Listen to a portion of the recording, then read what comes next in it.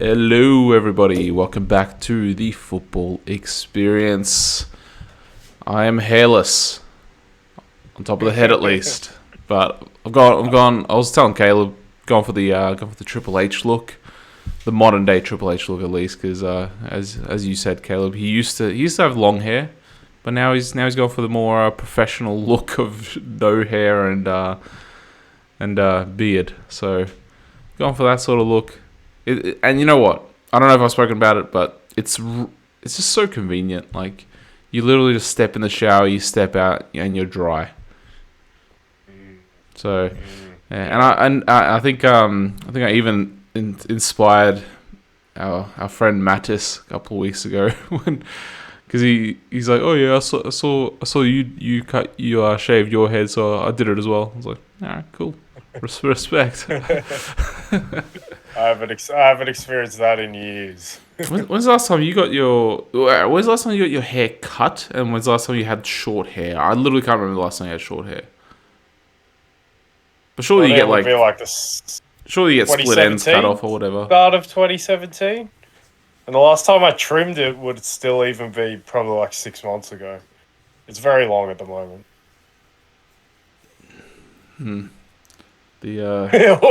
Something's cogs are turning. Yeah, well, I don't know. Have you considered just getting rid of the mop?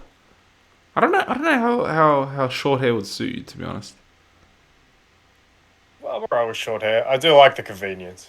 It is super convenient. Yeah, it's super convenient. Like, I'm rocking with the long at the moment. I think I'm doing it alright. I'll keep doing it. You use like half a bottle of shampoo when you have long hair. If you wash your hair, that is. Well, yeah, I know that. Isn't it that like you shouldn't wash your hair every day? You should wash it like every 3 days or 4 days, something like that. Man, I wouldn't want to invest in shampoo enough to wash my hair every day, even every 3 or 4 days, man. Yeah, but like when you have this, like all you need to do is like you put as much shampoo in your hand as you do toothpaste on a toothbrush. Why are you even shampooing that, man? There's no hair there. Yeah, but you still want like the oil, like the oil that's on your head to like leave and everything, because you know riveting discussion, hair corner. And I like the foam that it generates. But yeah, look, enough shampoo talk and whatnot. We'll get into the business.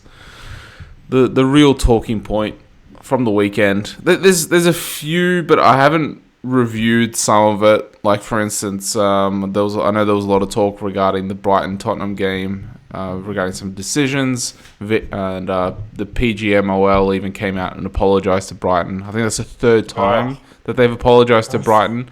So is that actually like how? So they. Depending, I don't know the other results, whether they were losses or draws. I'm assuming that I think one was a draw. I think it might have been against Chelsea or Leicester. But anyway, they basically robbed them. Let's just say they lost every game. They robbed them of 9 points essentially with bad decisions.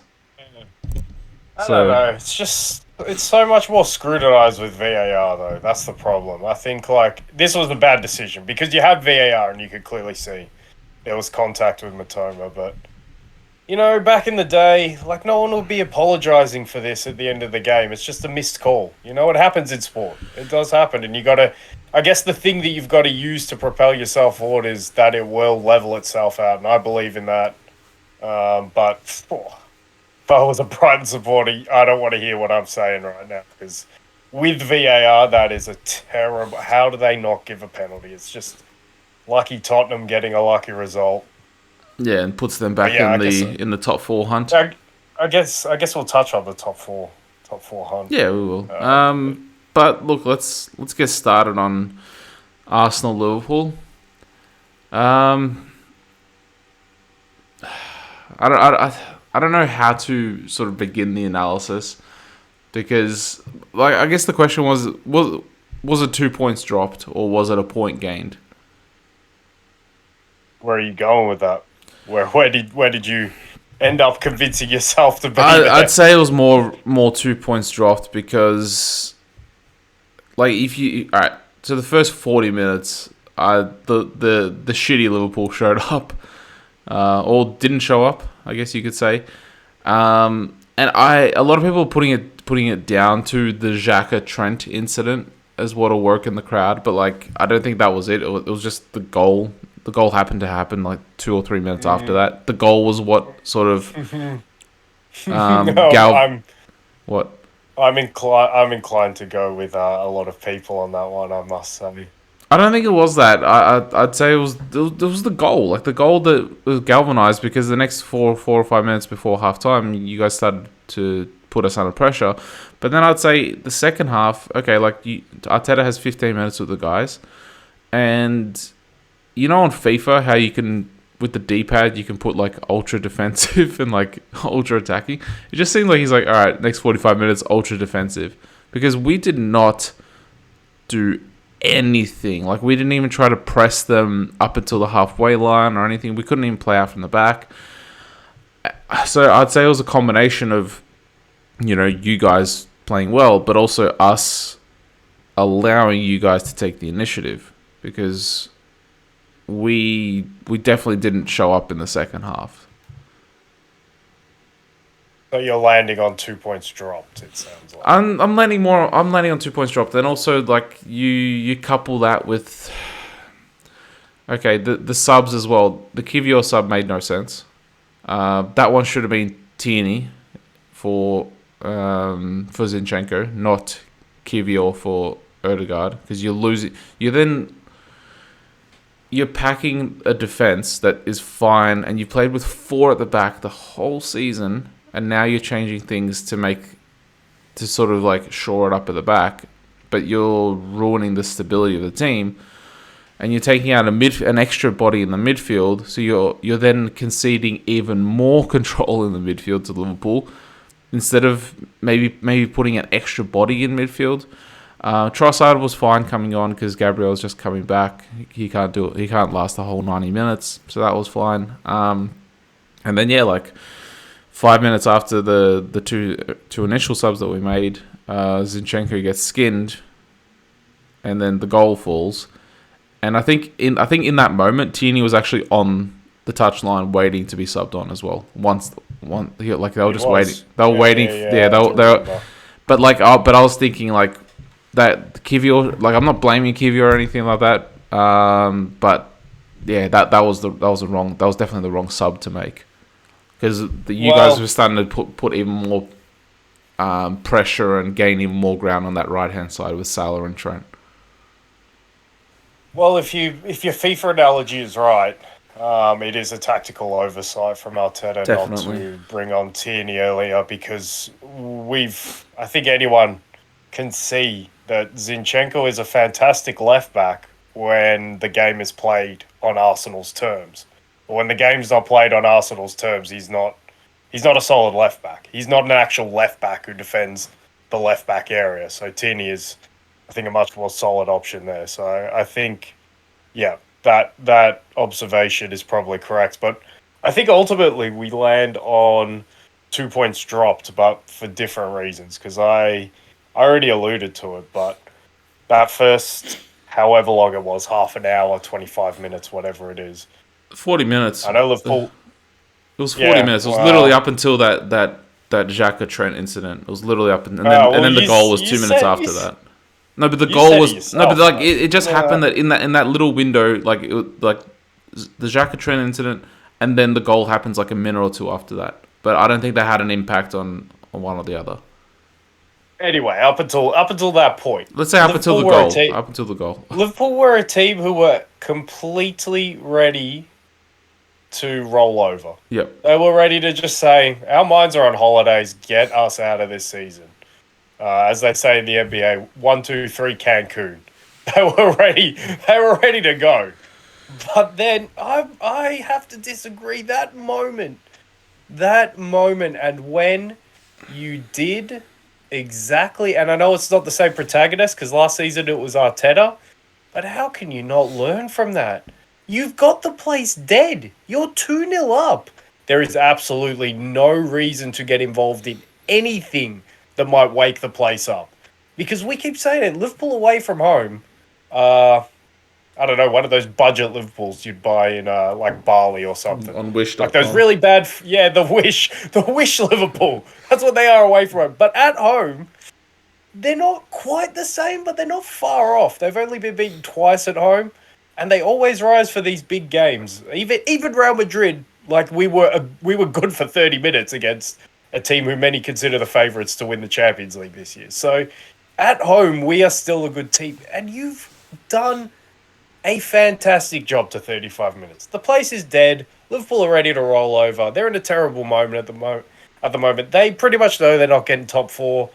So just cruise. Just cruise. Don't aggravate anyone. Don't do anything like that. Most experienced player on the pitch for Arsenal. He goes and does that. Unbelievable. I can't believe you'd be getting involved in anything. And honestly, I had the golf on at the same time, and I was ready to completely check out of the game and just focus on the golf, the end of the Masters. And then I saw the crowd starting to frenzy, and I saw a few incidences because Jesus was very keen to go down and then give it a bit of that when he was walking off. And the crowd just got riled up from that. And yes, maybe you're a bit unlucky that the goal coincides with that. But still, maybe it didn't coincide with that. Maybe initiative was given. Maybe Liverpool were woken up because of that.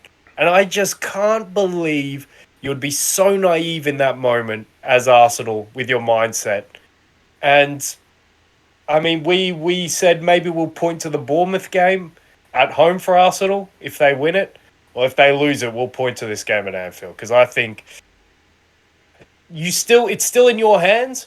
But the worst thing is it's more in City's hands because they have the game at heart. We won that game. That's what I'm saying. I'm saying if you won the title, we would be pointing to that game as the one. Hey, that's where. But this one, we could be pointing to where. Because I think even if you lose at City, I'm not going to point to that where you lost the title. I'm gonna say it was here before that game because you expect to lose at the Etihad. To be fair, and City are in a good moment, so. Man, I said going into the game, I thought, you know what? If Arsenal pick up a point here, I'll feel all right about that, considering what they've done at Anfield recently. But how the game shaped up for those first 35 minutes, and then how it flipped because of sheer naivety, and from the most experienced player on the pitch, I mean, the two of the most experienced. Gabriel Jesus is no mug when it comes to winning titles. So I don't know. That feels like a big blow. That feels definitely more like 2 points drop. So I think we land on the same. You know what place. else as well? You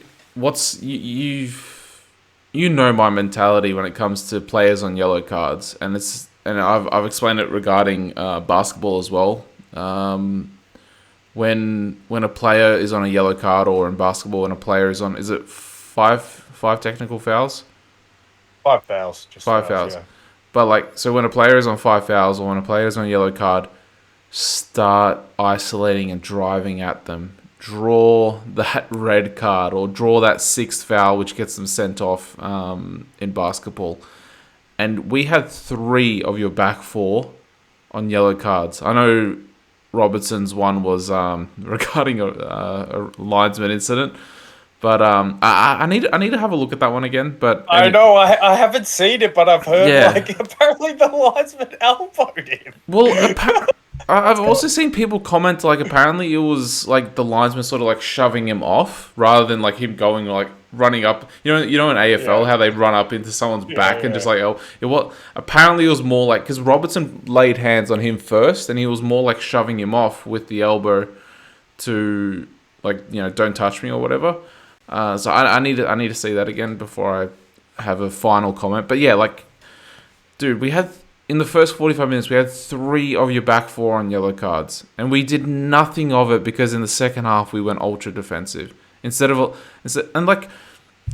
Robertson was getting skinned by Salah as well in that first half. Trent, not so much, but he still was.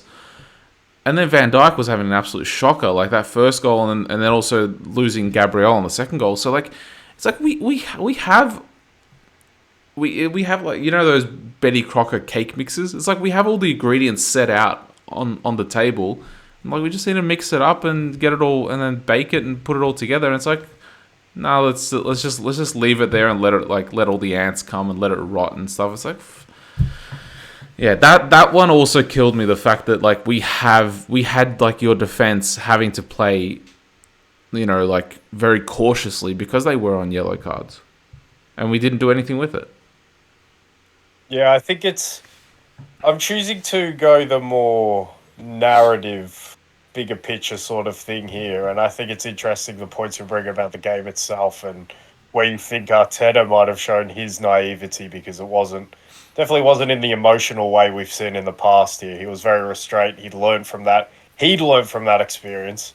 Somehow his players didn't, so he has to look at himself first and foremost and say, why, if I showed restraint and I knew that we needed to show restraint, why didn't the message get to the key players like Xhaka in that moment? Or maybe Granit Xhaka is just a fraud and the fraud's always been waiting to come out. It's always there because you said to yourself a couple of weeks ago, you can't forget about his first like 5 or 6 years at Arsenal. They're always there, They're always in the back of your mind. It's like, is this guy going to cost us today? Is he? He's been sensational to this point, but maybe there's always that thing there. But I don't know. The points you make about the game, yeah, you guys were outplaying us, but man, that Anfield complex just came into it. I think once the stadium could actually get into the game, you were given an opportunity. I think maybe to wrestle it back with the Mo Salah penalty miss, which was abysmal. My God, and you think about it, we drew this game with probably our two key players, Virgil van Dijk and Mo Salah, having absolute nightmare games. We must also say Aaron Ramsdale was fantastic, pulled off some unbelievable saves 100%. in that second half. So on another day, you could have lost. You probably should have lost the game. We could have won as well. Like we had that Gabriel header from the corner straight into Alisson, and then we had that was it the breakaway? I think it was like a 2v1 with Martinelli and Saka, and Martinelli just overplayed it. But then we also had another one where Martinelli crossed it and Robertson just came back and intercepted it, and then like his interception sort of pushed the ball behind Saka's run. So there was like three incidents there that like we could have wrapped up the game, or like I think with those two could have stole it back. Yeah. Well, it was definitely there from the start. There's no doubt about that. But man, I don't know where to take this now. But Liverpool are also to blame. Why the hell are you guys helping City? Far out. Yeah. Right. So you've told us where, because I think we've done the game enough, haven't we? Really? So I reckon Salah missed on purpose. He's like, I don't want City to win, so I'm just gonna like make it look like a really good penalty, but like an unfortunate miss. It looked a lot better than the Bournemouth miss. Oh man, that's too terrible. They need to take him off penalties from him. Yeah, like definitely after this one. But I think his mood would be, or his sentiment would be summing up mine, because I think if I get to choose, I want you guys to win it. I don't want City to win it, but oh man, the closer we get to it, the more games are played, the more City are starting to ramp up. I know I said last time we did predictions, I thought Arsenal will win it. They still can win it, but oh man, I think this weekend might have pushed me over the edge to say I fancy City to win it from this point. A home game. Are they going to slip up again? Probably. Arsenal can win all of their games. That game, I agree with you, that game at St. James's Park is pivotal now. I reckon that's where it's won and lost.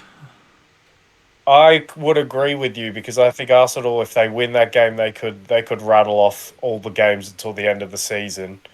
And I would still think City will at least have a draw in them somewhere. But they are just sort of motoring through the gears. I wasn't too impressed with them at Southampton, but they won 4-1. And Jack Grealish played well. Haaland scored a couple of goals. He didn't even play well, and he scored 2 goals. My God, man. This team, they don't look good with him in the team, but they're a machine. They're a machine without him in the team.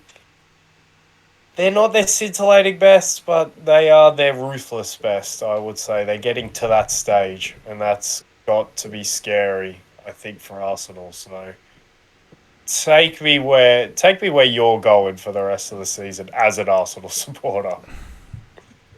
Look, I really don't know because like I think it was like I know we made our predictions of who we think will win, and like that's all fine making those predictions. Like people make predictions at the beginning of the year who will win and whatnot. What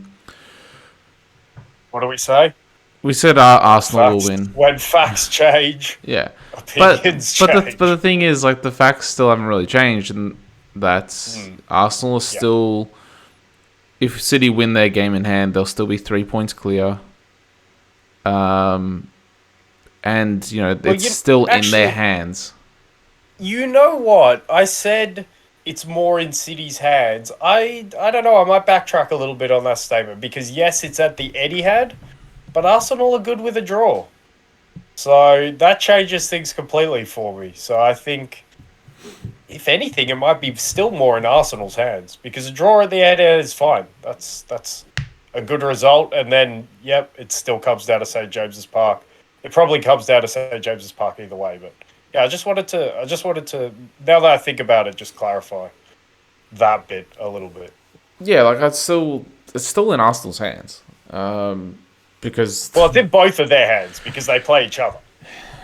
Yeah, and I guess City do have a better goal difference now as well. So if they win that game, they're top on a better goal difference. I don't know. We'll have to see how it all shapes up. Because there's still 8 games left to play. Yeah, like it's. But are we expected, or are we just hopeful, or are we wishful at the moment? Like, well, I don't think we were. When we say that sentence, what's the mood behind? Okay, that so sentence? You know how we're saying, all right, Barcelona have wrapped up their league, Napoli have wrapped up their league. We were never saying that with Arsenal, even though I think at one point were they 8 points clear, and like the games were even as well. Sounds about right. Yeah, so we were never saying at that point, oh, Arsenal have wrapped up the league. Like, because that's only, it's, 2 draws and a loss will bring them level on points, I think. So we never came in with like 100% certainty that Arsenal will win. I think we were more hopeful, and predicting that they'll win. And I think we got to a point where we were somewhat expected. And I look, because the reasons that got us to the point where we were expectant, I don't think too much has changed in terms of what Arsenal do. Yes, they've had a few moments in terms of their game against City at the Emirates and at Anfield. You want to push it all the way back to Old Trafford. They were a little bit unlucky there anyway. So I don't know, like you can have those moments and still win a league title because they are such a good footballing side. I think the big thing that's changed is City sort of look like they're in their gear. Yeah. Yeah. They definitely ramped up. But also, like if you know what, and you know what I really hope doesn't happen?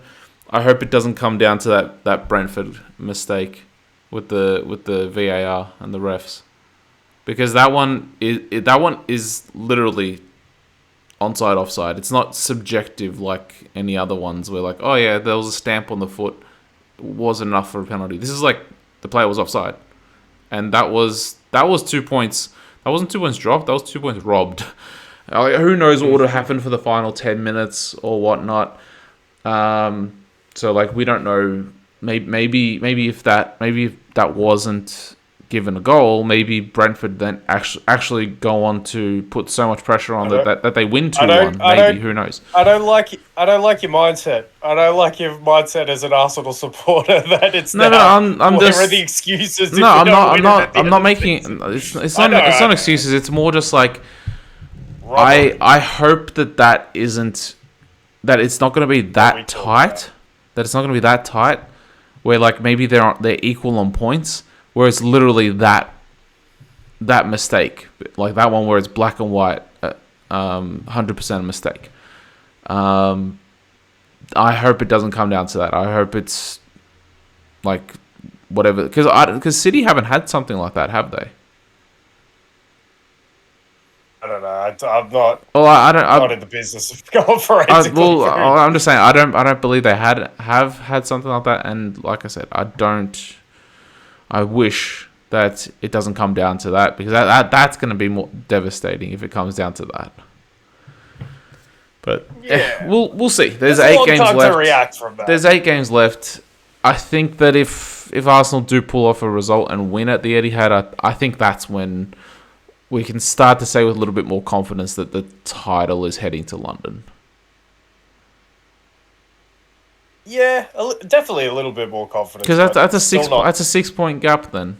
It is. That would be massive if you win at the Etihad. Absolutely massive. But then there still is Chelsea at home, which you'd expect to win. Yes, obviously. yeah. But it's still Chelsea, and they still have a talented team. And if they want to show up for a game, then they can.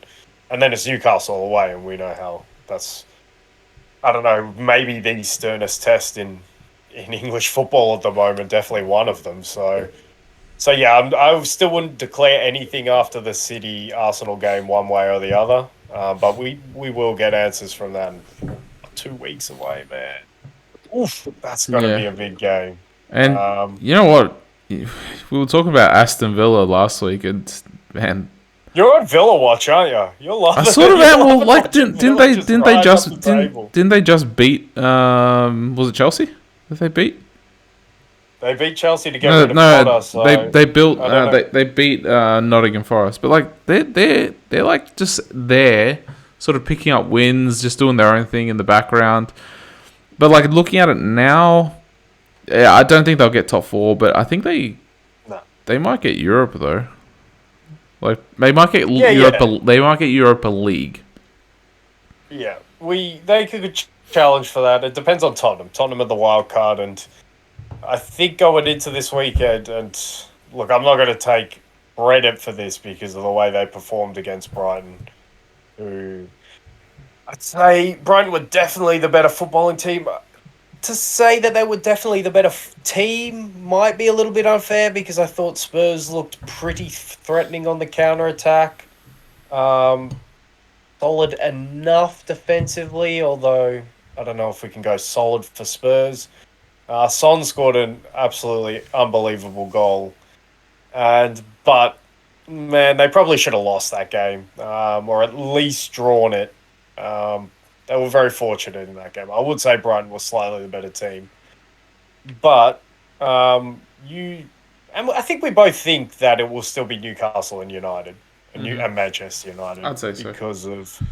Because of what we saw on the weekend as well. I was quite shocked when you said that you thought Manchester United would only pick up, was it 1 point or 0 points from their week against Brentford and Everton after their loss against Newcastle? I said I wouldn't be surprised if they pick up 0 points.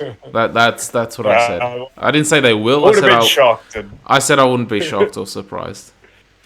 The win against Brentford was big for them, and then I always thought they'd beat Everton. If it was a Goodison, completely different story. I don't know. Maybe I'm putting too much stock into these teams that are like fighting for their lives, that are like relegation battlers. Maybe I'm putting too much belief in them because I've never been in that situation before where I'm fighting to stay in the league. So, but like from the outside looking in, I expect these players to be galvanized and playing, at 110%. I know it's a cliche or whatever, but like I expect them to be, with these final couple of games left, to be putting in everything and leaving everything on the pitch. And if they aren't, they 100% deserve to go down. No, you should be doing that every week anyway. You should be doing it every week, but more so when you're actually fighting to survive. Yeah, maybe that can apply for a Leicester if they can put together a run and get out of it, because they fall in the category. West Ham as well. Those teams fall in the category of too good to go down, but we know no one's too good to go down. But yeah, I think you're putting a bit too much stock. Particularly, the one time I'll put stock in them is an Everton at Goodison. If they have a particularly atmospheric ground at home, and then like the fans are really behind the push for survival, then it'll be a different story. But when these teams play away from home, there's a reason why they're embroiled in a relegation battle. It's because we've seen over 2/3 of the season where they've been pretty shite. So yeah, I wouldn't put too much stock into that anymore, especially when they go away. But well, I mean, United obviously the Brentford win was big for them, and the Brentford win this weekend was huge for Newcastle as well. Who I was super impressed with Newcastle as I have been all season, but first half they were a little bit uncharacteristic. They weren't defensively as solid as we're accustomed to seeing. I thought Brentford put them under a lot of pressure.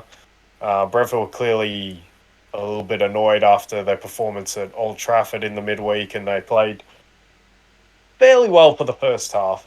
But I was so impressed with the tactical flexibility that Newcastle, who are only probably just over a year, I think, with Eddie Howe in charge. Yeah. So just over a year in that project.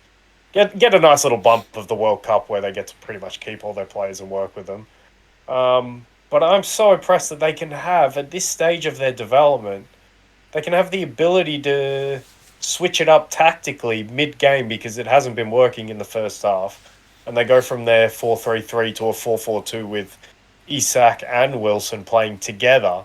And they battered Brentford for that period just after the half. And they got their 2 goals for it, and they get their win for that. And we talk about the VAR decision in the Brighton-Tottenham game. There were some questionable ones in this one as well. Some real shockers in this game. So, I don't know. It would have annoyed me if Brentford were able to get a point from this one. But, yeah, Newcastle, they're so impressive. I think, I don't know, all their records point to them being in third place for a reason. And I think we got to believe that reason now. So Tottenham remain the wild card because of the win. And that's the main point. Coming out of this weekend, I know they were fortunate to win it. But I look at the 2 players who scored goals for Tottenham, and I think there's still a path for Tottenham to get there. Son and Kane need to catch fire, and look, Kane has been on fire all season, and I don't expect that to stop. If Son can catch fire in this run-in, and we've seen him do it before, if it's still in there somewhere from this guy that we thought was world-class going into this season, if it is in there might be a way back for Tottenham, but it's the only way. It's the only thing I can see. I still put them as big outsiders. I still put Newcastle and Manchester United as big favourites to do it from here. And honestly, I will be not shocked, but quite surprised if Tottenham can pull it off. But it will be great to watch because it means Son and Kane have gone absolutely nuts. Well, Tottenham have to face both Newcastle and United. So 6-pointers, which again, a blessing and a curse. Yeah, tough but fixtures, the Newcastle one is at St James, and the Tottenham one is at, and the Man United one is at Tottenham. Yeah. So, yeah, like they have an opportunity to, but they legit have 3 tough weeks. So it's Newcastle, United, Liverpool. And are we happy to go with they are the only team left to contend? Do you still think Brighton? Nah, I think not with the FA Cup semi-final coming up as well. A bit of distraction for that. If they win it, they're only a point behind Tottenham if they win their 2. Yeah, but then if they the fact that Newcastle and United are both on 29 games and Brighton on 28, if they win that one that they have in hand, they're 7 points behind. I don't think Brighton are getting top 4. I think it's between them and Villa for... I don't think Villa are in top 4, right? Them and Villa for... Oh, yeah. It's weird. If 6th gets Europa League, it's between those 2 for Europa League. Yeah. So, yeah, the more we see this Premier League, thank God the title race is alive and well. But it's starting to feel like the top 4 race is running its course. Yeah, that seems like it's coming to an end. And we still got a fair few games left, but yeah, I'm even almost ready to rule Tottenham out to an extent.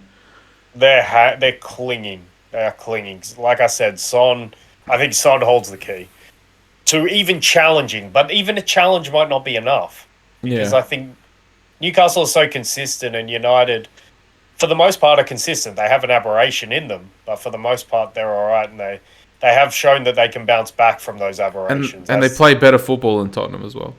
And they're getting their main man back soon in Casemiro. So Yeah.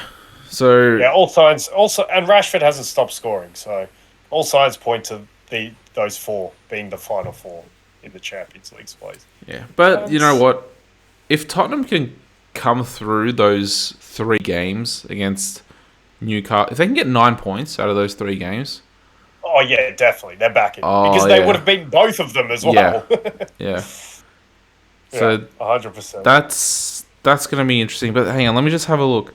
Okay, so there's a 3-point gap between them right now. Let's say Newcastle and Man United both win their games in hand. That's 6-point gap. That only means that Tottenham can close it back to 3 points if they win both those games against either of them, against both of them. I mean, so they still need to rely on Newcastle and Man United to drop points and them to be perfect. Yeah, it's a massive task. They need to beat both of them, and I just don't see it. Like that's why I say as well, especially with these fixtures that you're reading out now. If Son can catch fire right now, it might be enough to win those games, but they need to win those games. That's so tough. So yeah, I don't know. Kind of anticlimactic, kind of like the Masters on the weekend in the golf. It was very anticlimactic at the end. It's starting to feel like this top 4 race is going to be very anticlimactic, really. Yeah. Didn't Woodsy walk off? Yeah, he's playing with like a metal leg, so I don't blame him. It was terrible conditions for the second and third rounds. Yeah, I saw some footage. I saw some footage of him, and it's like, oh man, I feel sorry for this guy. Like it almost looks like people are forcing him to play, and his body is just giving out on him. I think he's forcing himself to play, but all that, yeah. You know, he's just to make the cut is a good accomplishment at that age. He got a little bit of help in making the cut, but yeah, man, I think it was like 7 degrees for a couple of those days. When's Bale going to be playing the Masters? I don't know. I think he's got a deal with TaylorMade Golf, and I saw on his like Insta that he was giving away some equipment. So he's pushing for it. Do you think he could possibly go down as like one of the greatest sportsmen ever? I think there's some players that have crossed over either from NBA to NFL or vice versa, or like to baseball to NFL, NBA. I'm not talking about Jordan. I'm talking about like people that like, you know, they've won championships in 2 sports. But like, if Bale goes on to win, let's say he goes on to win like maybe a PGA Tour or something like that. Like, consider he's won the Champions League 5 times. I know he was, I think for 2 of them, he was a bit part player. But do you think he could? How high up would you put him as like one of the greatest? I don't want to comment on it because I haven't seen enough of him play golf. I haven't seen him play any competitive golf, and I don't know if he'll ever get into the PGA Tour. Like, first of all, I will be quite surprised if he ever gets into the PGA Tour. Second, I will be shocked if he ever wins a PGA Tour event, and that's like even one of like the crappy events where none of the star players play. I will still be shocked if he wins one of them. So if he can ever do that, then we'll have that discussion. But until I see him ever try and play professional golf, I can't comment on that. I can't possibly comment on that. Well, that's one to look out for, I suppose. One to look out for. But you know, should we start the week? Just while we're on that, I watched. This is a while back, so I'm like snatching at memories and quotes and whatnot. But I'm pretty sure with Jordan, because he was playing in the second division of the NBA. It's like it would be considered like the second division of Major League Baseball. Minor leagues. Yeah. I don't know. Pretty sure. That's what I hear. I'm pretty sure in his like towards the end. Like if you take his last 6 months before he came back, like before he stopped playing baseball, I think if you take those last 6 months of stats, it's better than like, you know, the batting averages and whatnot. It's better than it in the majors, like of like top batsmen. So he was actually on the right path to, and like the people, and I've heard people say that he was Like if he stuck with it, he would have actually gotten into the majors. You love just slurping up that Jordan propaganda, don't you? Hey man, it's not propaganda when it's fact. No, I love Michael Jordan. Honestly, what a great competitor, and I have no doubt that he probably would have got to a pretty decent level of baseball at least Well, because just of according his to that, mindset, basically. he would have gotten into the majors. Yeah, And I don't know he enough was to still speak on that. young enough as well. He was like what 30, 31 at that time. Had to find something to do with when he got that suspension from the NBA. David Stern. Oh, I love those stories. Anyway, we digress. Should we go back to football? Should we go? Have we done the Premier League? I think we've done Yeah, the Premier we're League. done with the Premier League. I feel. Well, I think we'll start chronological and then I'll go all over the place because I never end up staying chronological. But there was a lot of Good Friday football on in Italy. It involved the two Milan clubs and Napoli. Napoli got a somewhat calming win after obviously a 4-0 defeat to Milan last week against Lecce, who have been known to provide some bad nights for some of those top teams in Italy. They were a bit fortunate. I thought, like the first note I wrote, starting to get concerned for Napoli, like just a little bit of concern because I said, like, are the real, in quotation marks, Napoli coming back? And we sort of addressed it after the Milan game with, is, Anguissa playing down to his level again? Is Lobotka playing down to his level again? Is, I don't know, the striking situation? They don't have Osimhen. That's what it boils down to for me, but they were pretty good. Like, after I wrote that, then they turned it on a little bit and they were a little bit better. And Di Lorenzo's still a fantastic player. I think they're still a really good team, but they're just showing me signs of concern. And obviously, we're going to touch on the Champions League to finish, but that is maybe something to flag. And we've already flagged it after the Milan performance. But no doubt, in terms of the league context, very calming win because you don't want one to become two and then heaven forbid two to become three and all of a sudden you've at least got the shadow of Juve maybe winning their appeal, but we'll touch on that a little bit. We'll do all of Italy, but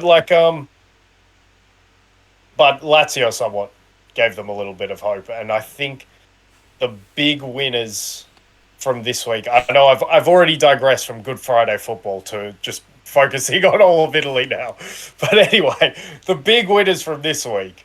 I'll bring it back around. The big winners from this week is the City of Rome because Lazio were able to beat Juve 2-1, which was the most high-quality game I saw of the weekend. I was amazed by the first 30 minutes in terms of these teams playing such an Italian way in terms of the game was played on maybe a quarter of the pitch, maybe less at any time. They just wanted to compact the shit out of the game. Juve were in a 5-3-2 and there was no space to be had. And Lazio, we know, even when they possess the ball, Sarri ball is all about, a bit like De Zerbi, a lot about compacting space and being good in the tight areas, but never having to expand yourself so that you give away any defensive solidity. And that is in part why Lazio are the best defense in Serie A, because Napoli still considered a goal. So. And this was a statement performance from Lazio because they were clearly better than Juve. And I know if Juve get their 15 points back, then they'll still be above Lazio by a point at this stage. But I think that lies. I think Lazio are definitely the better team. I was very happy to see them win this game. I must say, like, I'm not shitting on Juve because they did show good character in this game. They went for it. Allegri's team selection was very strong, given that they have the Europa League against Sporting Lisbon in the midweek, and given that they lost this game, that might be a bit of a blow to them because it sort of signified that they were still willing to go for top four and not put all the eggs into the Europa League basket. That might have changed at the end of this weekend. Big win as well for Lazio because they're now 7 points clear of Inter, I believe. Yeah, I think it's...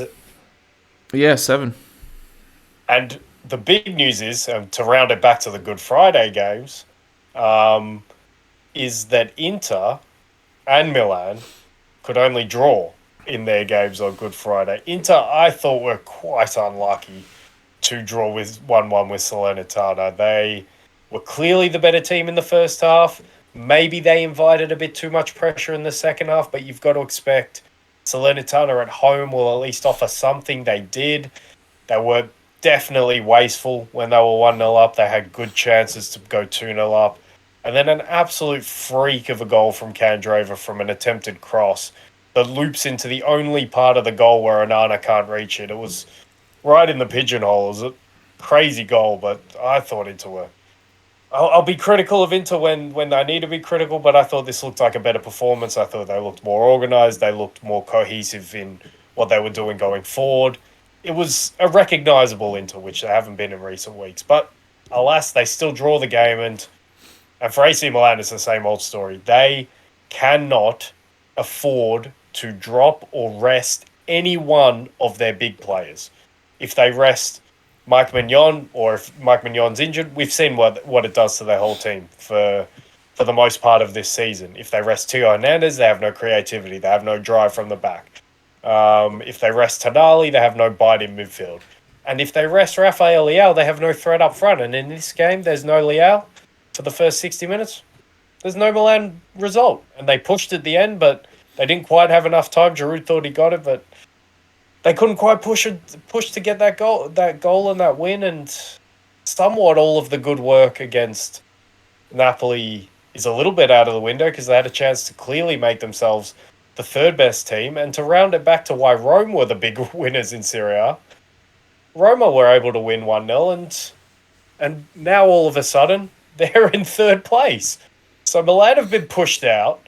Atalanta also lost to Bologna at home in a pretty devastating result for them because if they won, they'd still be right in the thick of this race. They still are on the outskirts of it, but I don't know. I don't think they have enough quality to get it. But yeah, it's now Roma and Lazio 2 and 3, and the city of Rome must be having a big party because they are the teams who are, well, as the table suggests, primed. But you know, Inter, Milan, Roma are so close together. I'm happy Lazio have been able to pull away a little bit because I think they are just clearly better than all those other teams who are striving. I think Milan have the best chance of being better than all of those other teams, and I want them to finish third. But their inconsistencies have cost them this season, and their lack of depth really. So the fight is on. Inter still have it on. I think any one of those teams can finish in the next two spots, honestly. And this, unlike the Premier League, whose race is feeling a bit anticlimactic, this one feels like it's all coming to a grand crescendo in that Italian style, I think, at the end. Just on Roma, do you think that Mourinho, do you think this could be his like redemption arc? Like, all right, just let me put forward a narrative for you. Yeah. So he won the Conference League last year. He finished outside top 4, but he still got into the Europa League by virtue of winning the Conference League, but I think also through the league system as well. Let's say he wins the Europa League and finishes, let's say, 4th. So he's guaranteed Champions League. He wins Champions League next year in typical Mourinho Porto-esque fashion. So that means he's 3 for 3 with European titles. Like, imagine that.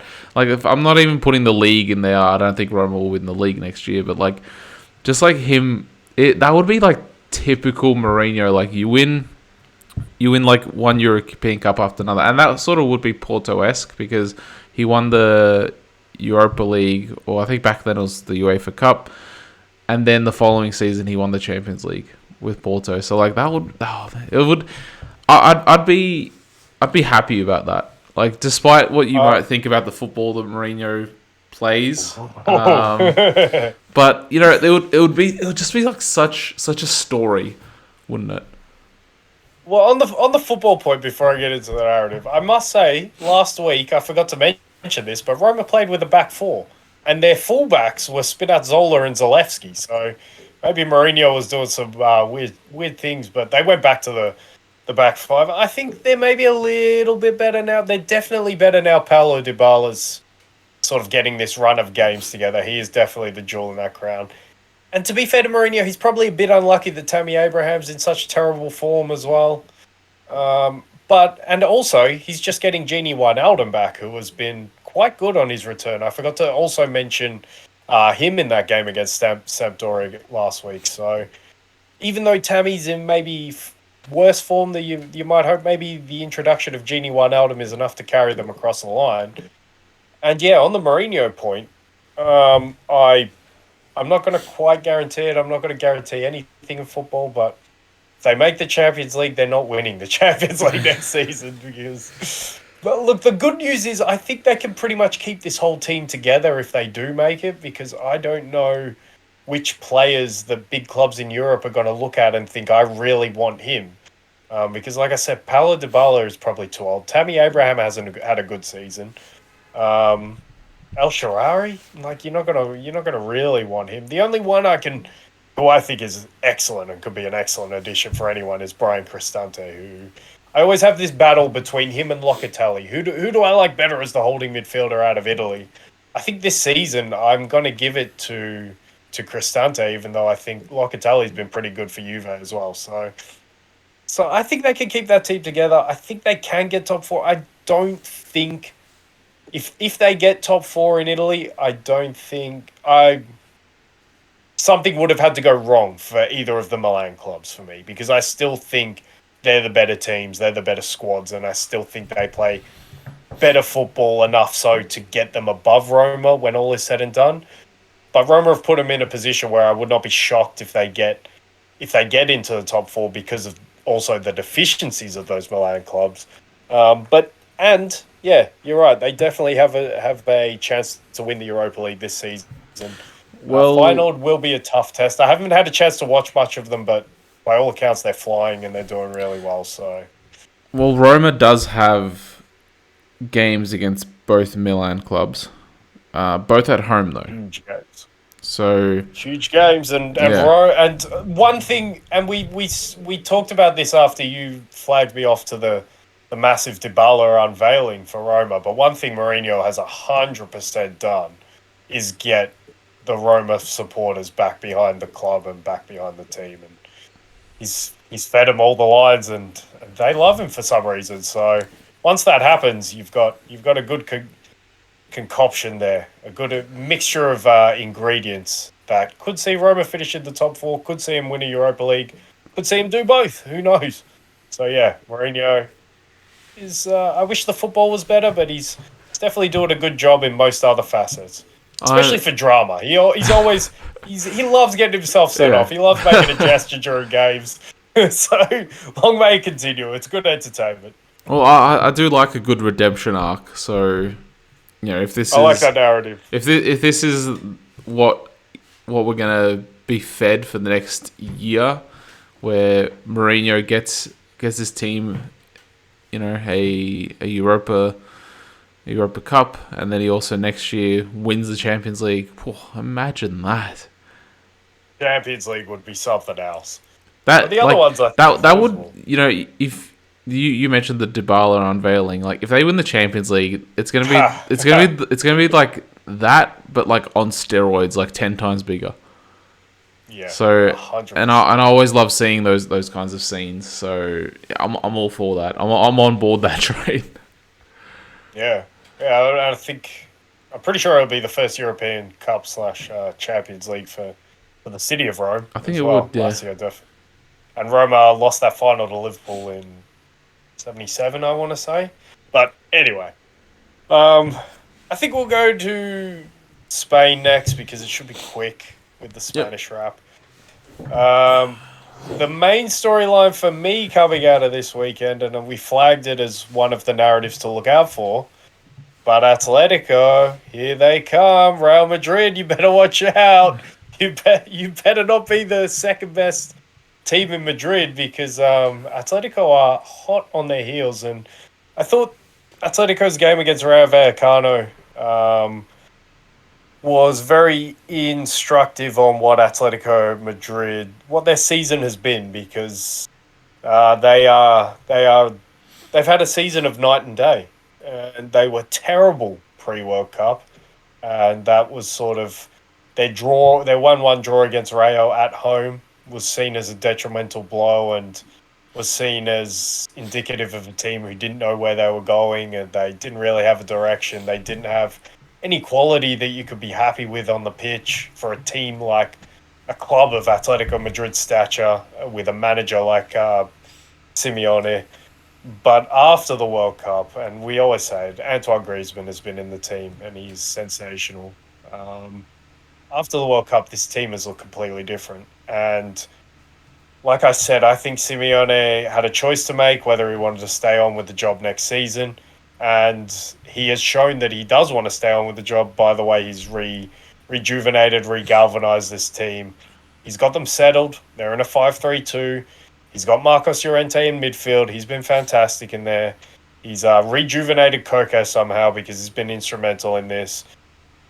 He's got that defense settled, and he's lost Reynaldo, who was their best defender to that point, but he finally has a pretty settled defense. All Black's playing well again. Jimenez is settled in there, and I think he holds the key because when he is settled and when he's good, he's a really good centre back.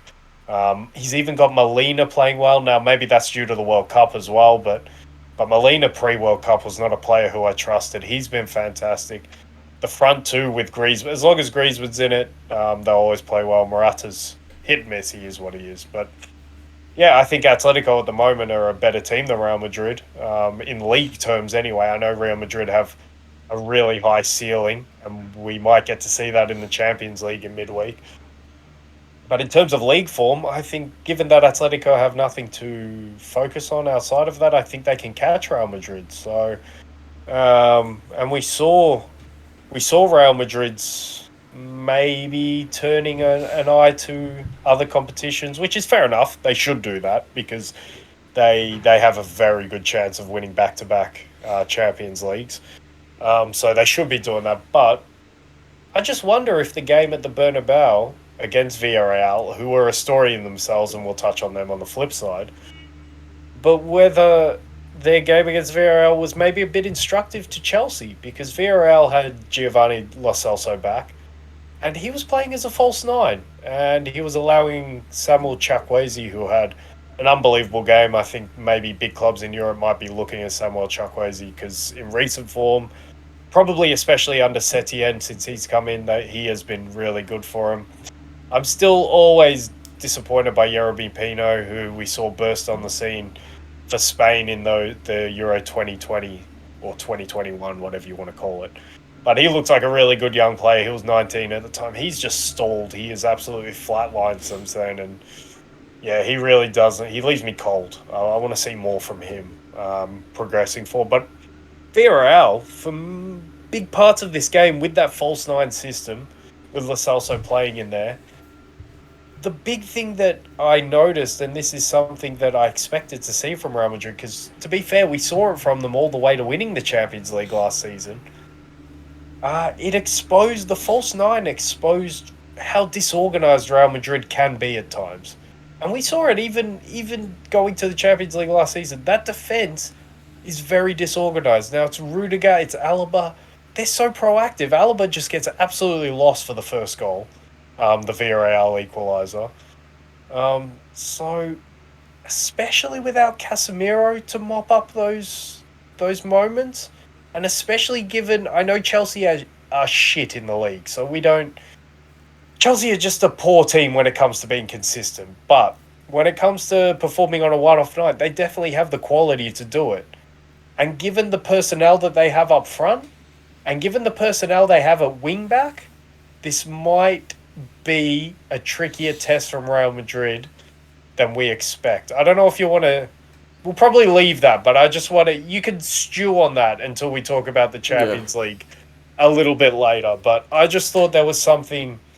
If you think that it's João Felix and Kai Havertz, one of those or both of those playing up front for Chelsea, that's the kind of players I don't think Real Madrid, I don't think Rudiger, I don't think Alaba, I don't even think Militao want to play against those. They want to play in the physical test where they know what their job is. But when it's clever movement, I don't think they like that. And I think Casemiro was a big a big part of plugging in holes because Real Madrid was still disorganized last season. So it's just something to flag. But obviously, the main thing to flag from the league aspect is Atletico are right on their heels. I think 2 points behind them. And the other thing to flag is that Villarreal are now the chief challenger to Real Sociedad in that race for top four because this one has the chance to maybe be anticlimactic because now we think Atletico are definitely safe, Real and Barcelona are definitely safe. Just side note, Barcelona could only draw this morning, so I think they're allowed one more draw, but they have to win the rest of their games to get to exactly 100 points. So that's the only thing we're watching for Barcelona, obviously. But yeah, Sociedad did enough to win their game at home. I think it was against Cadiz. Oh no, Cadiz beat Betis, who Betis had an absolute disaster of an outing against Cadiz at home. Sergio Canales, who I've been singing his praises, gets himself sent off. And they just had brain explosions because he gets himself off. Miranda, the left back, handballs from a Cadiz free kick after that to give a penalty away. Cadiz score a second goal when they're up to 10 men, and then the right back Aitor Ruibal, who just lashes out at his opponent and gets himself sent off. So that was the kind of loss that can really leave some scar tissue for Betis, and they'll have their best player suspended.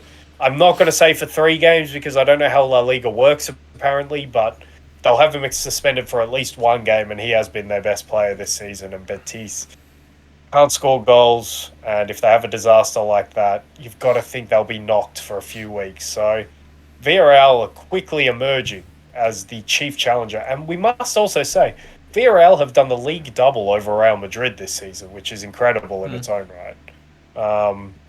And they have to have confidence from going to the Bernabeu and winning, and they're in a good moment. I believe they might have won 6 in a row by now. I think they drew last week against Sociedad. Yeah, they drew. Was it they? Yeah, they drew. Yeah. So, but they're in a good moment, unbeaten in a lot of games. Coming up and chasing on Sociedad. Here's the thing, because I've been saying the whole time, I think Sociedad are the better team than Betis, who I thought were the chief challenger. Well, now that it's Villarreal who have Giovanni Lo Celso back, I don't know if Sociedad are a better team all round than Villarreal. So if it's Villarreal as their chief challenger, if they can get maybe Gerard Moreno back, I don't know what his status is, and he is the paper man, so I'm holding my breath. I might be in stupidity maybe that he might come back. But if it is Villarreal as chief challenger, I think they have more quality than Betis. I think they're a better challenger, and I think Sociedad should be scared. I still think it'll be Sociedad just because of the head start they've got. But their win on the weekend was their first win in a while, and it was much needed. And they're going to need to be pretty good in the run-in because Villarreal have form and Villarreal have momentum and they have quality. So, yeah, I might take back what I said about this being having a chance to be anticlimactic. I think there might be a climax at the end of all of this. But how excited are we for those teams? I don't know. They're pretty good teams, but you expect even if they finish the season, you probably expect both of those teams to. Well, Villarreal somehow kept it together from last season's Champions League semi-final run, but Sociedad, you'd think they have a few players teams might want to pick up on there. So, yeah, I don't know if you've got any thoughts on Spain, but we can move over to Germany and France to finish it off. No, I don't really have anything to add to that. But, well, yeah, like I don't know. I haven't really seen much of Villarreal or Sociedad recently, so I can't really comment on either of them. But I don't know. There's a 4-point gap at the moment between the two, so yeah, we'll need to see if Villarreal can close that. I haven't looked at the fixtures though to see who they're playing or even if they're playing each other. I believe Sociedad still have the 3 teams above them, so that's terrible. Yeah, so it's not good for them. But in Germany, we had 3 good fixtures, only 2 of which I could watch, and I could only watch the second one because I had to look it up on Google. The third one I couldn't even find on Google, so I don't know what's going on with the Bundesliga coverage. Just show every game, or at least show all the big teams. Because I don't know, I don't understand how you can not be showing Eintracht against Leverkusen, and that's really annoying because that was probably for me the most intriguing game. I know you had Union against Dortmund, and I thought we saw a little bit of a return of that Dortmund that annoyed the shit out of me at the start of the season, picking up undeserving results. I thought first half they were very deserving of where they were. I think they went in 1-0 up. Second half, Union battered them, and we saw that fragility at the heart of the Dortmund defense because Union started pumping them with long balls into the middle of it and started getting a lot of joy from doing that. And I thought, yeah, Union were clearly the better team in the second half, but Dortmund get a lucky break with, it probably wasn't even a back pass, just a bad interception from one of the Union midfielders that goes straight into the path of Mokuku, who scores the goal, and it's good enough to give Dortmund a win, which they needed at home. It's also bad enough to plunge Union into that top four battle, which I guess they never would have left, but if they get a good result at Dortmund, they're pretty solid in third place given what happened around them. And what happened around them was Bayern went to Freiburg and exacted some revenge after their cup defeat in the midweek, and it took a Matthias de Ligt 30-yard stunner. I saw that. Looked beautiful. Yeah, so I think my takeaways from what I saw, it was a beautiful goal. Yeah. But my takeaways from what I saw from Bayern is they have the same personnel. So can I expect that much different in terms of mistakes? Can I expect that much different? But what I will say is they might have a new balance with Thomas Tuchel in charge. Because I think what he will do and what we saw probably in this game best was when they went 1-0 up, and whether it's a little bit fortuitous. I know it's a great strike, but how often do you expect your centre back to put one in the top corner from 30 yards? Not very often. But once that happened, they looked the most comfortable I've seen in a while in terms of holding on to a lead. And this was away at a fourth place going into the weekend, Freiburg. So that's no mean feat. There were a few half opportunities for Freiburg, but for the most part, Bayern were pretty comfortable. So I know I've somewhat slated whether it was worth getting Thomas Tuchel, but at the end of the day, it is an upgrade. I think his newfound balance, and I think the key protagonist in the new balance that Thomas Tuchel wants to get is we're seeing in the performance of Alphonso Davies, who has more of a defensive mindset. His physical attributes are used not exclusively to defend, but more to defend, more to be on the cover, more to be aware of his defensive positioning. So I think we're just seeing these little tweaks. But ultimately, will it be good enough against Manchester City? I'm not sure because of the personnel. If it's still Upamecano, if it's still Pavard next to De Ligt, how confident am I in De Ligt, and how confident am I in the striker situation? Well, I might be more confident after this game of Freiburg because they didn't play with Choupo-Moting. They played with Mane, and they looked very fluid, I must say. They looked really good with Mane and Salah and Sane or Gnabry attacking those channels that are left open by the false nine of Thomas Muller. Jamal Musiala played next to Joshua Kimmich in the Goretzka role in this game, which was weird to see, but he did all right. He had more of that defensive mindset as well. So, yeah, I don't know if it'll be enough to get past City. Ultimately, you're asking a lot. I still think it'll be enough to win them the league if they can just get rid of those moments of stupidity, especially because I'm seeing this annoying Dortmund come back. Leipzig, I didn't see their game against Hertha, but they got an important win, 1-0. So that pushed them back into top four.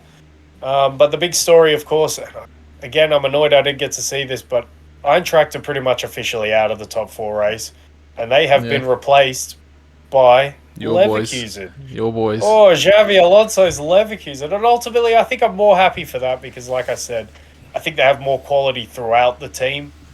I will feel bad for Randall Koulibaly, though, but ultimately that might mean that he will be more willing to move at the end of the season, and Even though it might be Manchester United, I am excited to see him at a bigger club and a bigger stage. It might be PSG still. Who knows? Hopefully, it's that for our sakes in the Premier League. But yeah, Leverkusen, they are approaching fast. They are in a good moment as well, much like the Villarreal story, and they are throwing their hat into the ring because let's not forget this was before a Europa League tie that they have in midweek, so they were willing to go out there and put out a team that could beat Eintracht. Um, so now it's game by game. I think they have some good fixtures where they can pick up points against direct rivals. I know Freiburg have a tough run of fixtures, just against Leipzig. and Leipzig's probably the big one you've got to knock off. Freiburg, they'll stick around, but like I was saying, I think Freiburg have really tough run of fixtures left in, so they might naturally fall to the wayside. Who knows? I've wanted to say that all season about Freiburg, but they just keep loitering. So Fraud. so there will be no tough nut to crack. Maybe Leverkusen have given themselves too much to do, but ultimately I think they're better than all of those teams that I just mentioned. And I'll be very happy if it could be Union and Leverkusen for the last two spots. I'll be very happy if it's them, particularly given that Leipzig are going to be decimated this summer. So, yeah, Germany's a little bit interesting. I don't know. Did you want me to go over to France, or did you have? No, I'm just having a look at the fixtures. Like Freiburg also have RB, but then they also have a game against Union Berlin, and then Eintracht Frankfurt. So yeah, they don't exactly have like the toughest of the fixtures, similar to Leverkusen, but yeah, they're not playing each other. I don't know, like you said, I think it just might be a little bit too late, like because they had such a poor start, and even middle of the season as well was poor for them, and it's only recently that since the World Cup that they've started like picking up good results. Yeah, that's unfortunate for them, but I think that they might just miss out on top four, just because the points gap is too big, and like it's not, and also the Bundesliga is 34 games, not 38. If it was 38, I'd be like, okay, yeah, I'm inclined to say that they can, but there's 21 points to play for, and there's a 5-point gap at the moment. I know, like when you say it like that, it's like, oh yeah, but there's not too much, but it's like, yeah, but they don't play each other at all. And yeah, neither of them are playing either Bayern or Dortmund. They need to run the tables. I think Leverkusen, they need to win every game, but if anyone can, I think they can. So I don't know. Still watch this space for sure.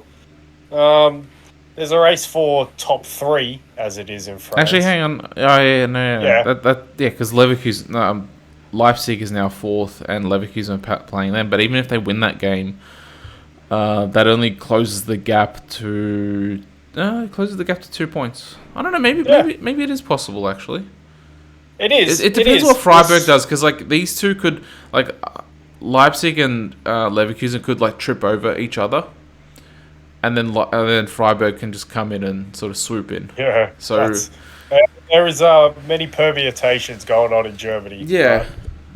So that'll be an interesting one. Maybe it's possible if Leverkusen can win that game, because I think Freiburg also have Leipzig. So it depends how Leipzig go in those 2 games against those 2 direct rivals. Yeah, this will be fun, I think, and I think Leverkusen have made it somewhat fun because they're the team with quality in this race. I think the others I'm not too keen on watching all that much. Even Leipzig at the moment, they have quality, but at the moment they don't fill me with confidence. But yeah, just finally in France, there is a race for top 3 as it is. And Lens were big winners this weekend. Maybe not in the title race because PSG finally somewhat got their shit together. Maybe Nice were a bit underwhelming. Yeah, they probably were. But PSG this was more like a PSG performance pre-World Cup where Messi pops up with the first goal, a nice goal as well, and then Sergio Ramos for a corner. It was comfortable enough for PSG. They weren't unspectacular. They didn't really wow you at any moment, but they didn't really have you cringing all that much at a lack of commitment, at a lack of any defensive solidity. So maybe that was a bit down to Nice, but maybe PSG just got their shit back together. Just enough. And it's a big win, given that they have Lens next weekend the gap remains 6. So even if Lens win that game, it only comes down to 3. I hope they do win that game. I hope they do, even if they can't necessarily challenge for the title. I really hope Lens make it into the Champions League, and they're very well positioned to do so after this weekend because they won their game, and Marseille and Monaco both drew their game, and Monaco inexplicably drew their game because they were playing a Nantes team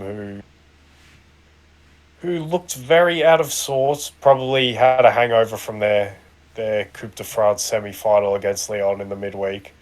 But they didn't really offer anything, and Monaco rightly went 2-0 up from two set pieces. And then they threw it away in the second half, and they'll be really disappointed because Marseille weren't able to win their game either. So I'm happy Lens are in second. I think Lens are the second best team in France. Is the quality there in this top 3 race? I think it is. Marseille on their day can be a good side.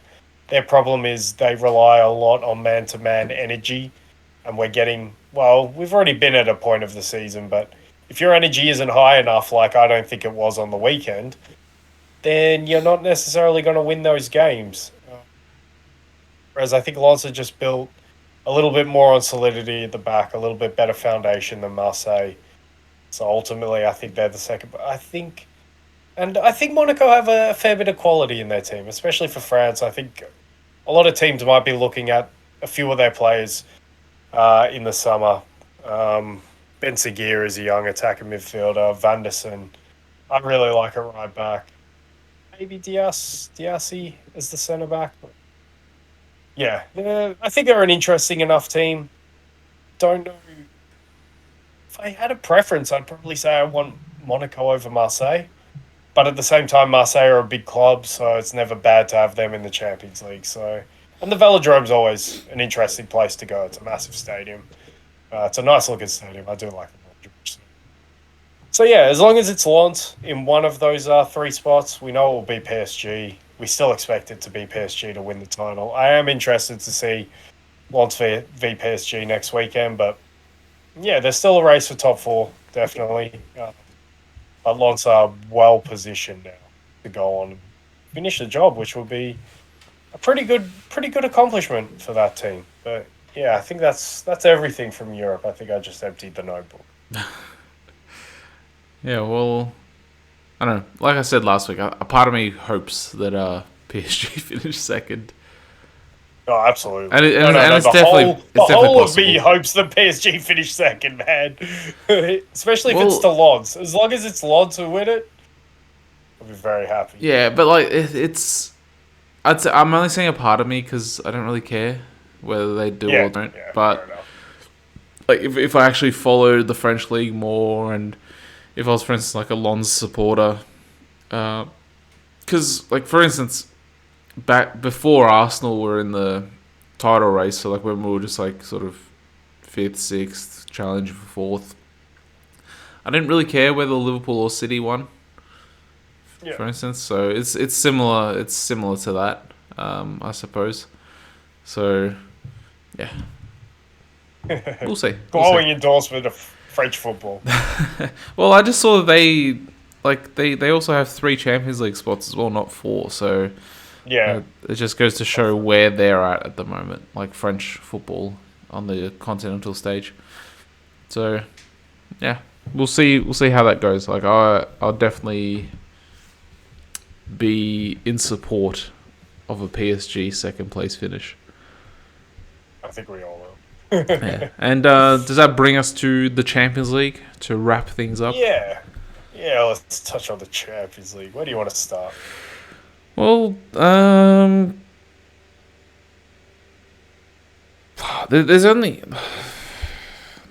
3.5 big fixtures, would you say? What's the half? Benfica, Inter. Yeah, it's the one that I'm least interested in. And it probably would have been 2 big fixtures if Milan didn't beat Napoli last week as well. Not just beat them, but like crush them.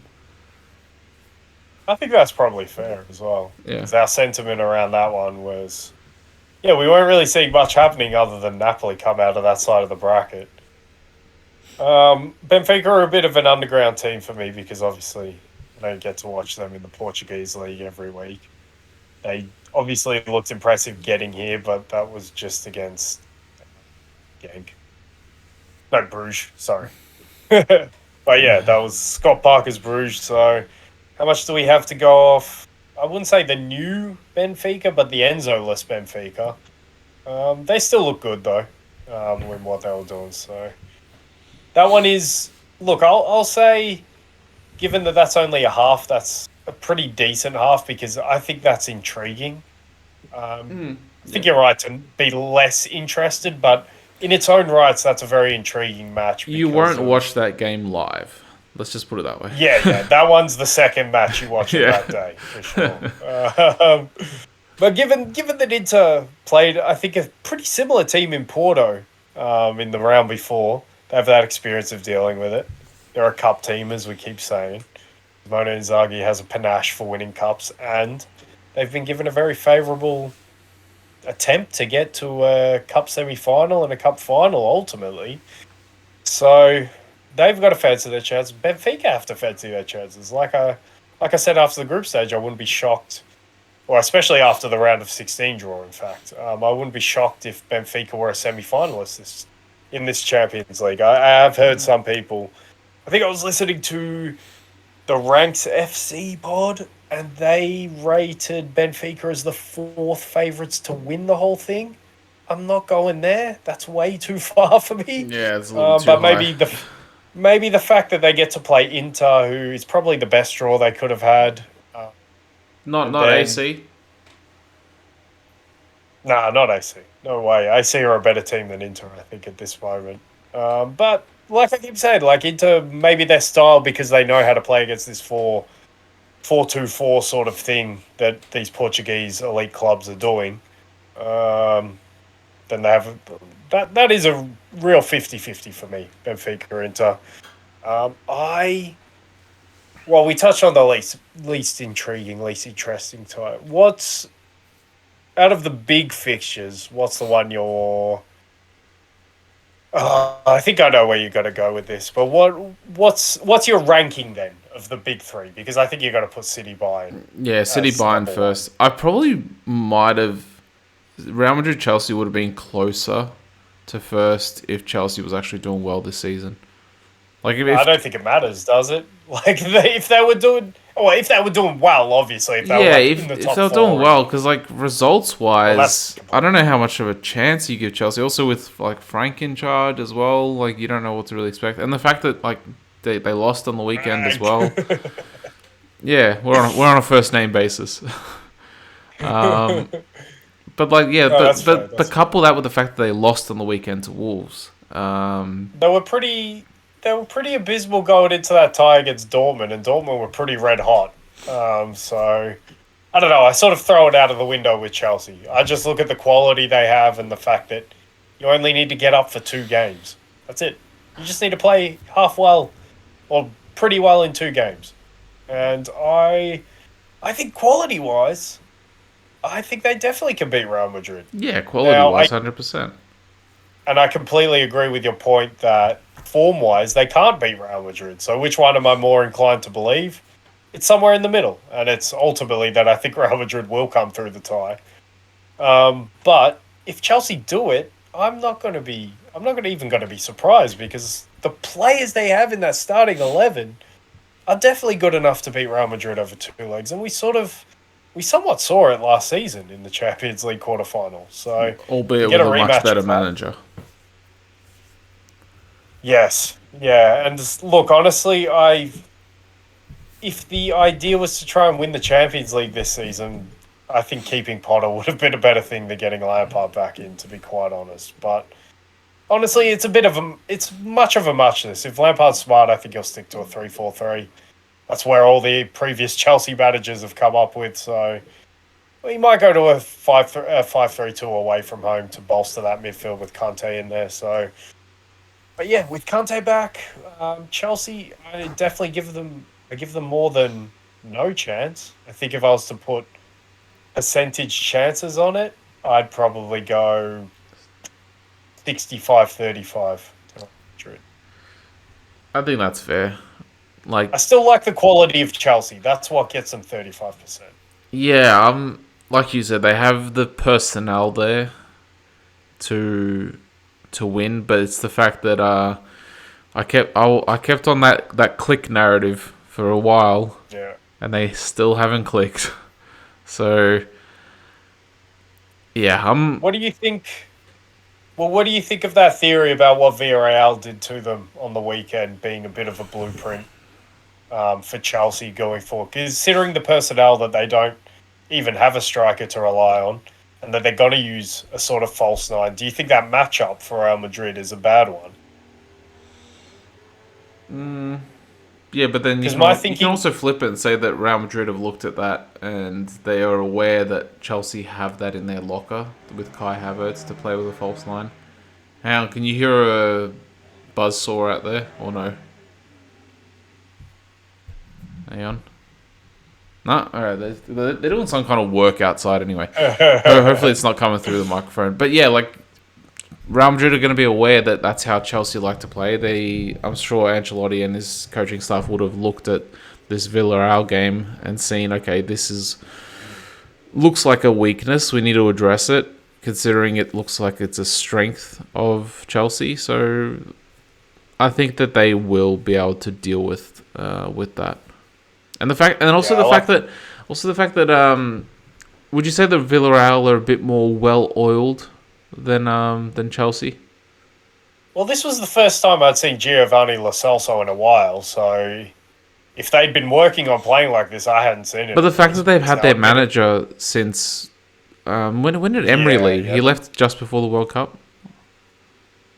or during the World Cup. Yeah, it was before. Yeah, so the fact that they have had at least the same manager working there since the World Cup, that definitely helps it. Whereas like Chelsea have had Tuchel at the start, Potter in the middle, and now Frank at the end. And Frank only came in last week, so I don't know. I think it's just everything's just coming too soon for Chelsea. Maybe if it was Potter, I'd probably give them a bit more of a chance. Yeah, I think I landed the same place as you, which is weird. Why they sacked Potter still? It's odd, because I think when you going through that, I think I land on the same place as you. Were to ask Frank Lampard to come up with a good enough plan to beat Real Madrid is, I think, asking too much, and ultimately, while I've been saying that managers are some of the least important figures in getting results because it always comes down to playing personnel. There is somewhat importance in coming up with a cohesive plan to beat the reigning champions of Europe. And I don't look. He could just watch the two games over the quarterfinals last season and come up with the same thing Tuchel did. And the fact that Real Madrid don't have Casemiro in this time might be the fact they didn't have Casemiro for one of those games, didn't they? They didn't have him in the first leg against City. Yeah, in the semi. But they had. I don't know if it was against Chelsea. I thought he was fit for the games against Chelsea. I might be wrong, but I thought he was there. So that could be the factor. I don't know. It might be 70-30 after you gave me the case of the manager, but 65-35 still sounds right. But that one ranks 3 for you out of the big 3 games, all right? No, has 2. Milan, Napoli. So that's still 2. So that's Milan, Napoli didn't. It's still 2 just because of the personnel. Oh, I think Milan, Napoli overtook Chelsea Real for intrigue for me. You reckon? After what Milan did at the Maradona, that made it overtake it for me because Milan is still a really good team. They're still they were not the champions of Italy last season by accident. They don't have Mike Mignon's world class, Theo Hernandez is world class, Tomori's pretty good when he plays next to a stabilizing force, Rafael Leao's on the border of world class, Giroud's always solid, Tonali's a promising up and coming young player. When I look at all those players in that team, I just think, wow, there's a lot of quality in that team.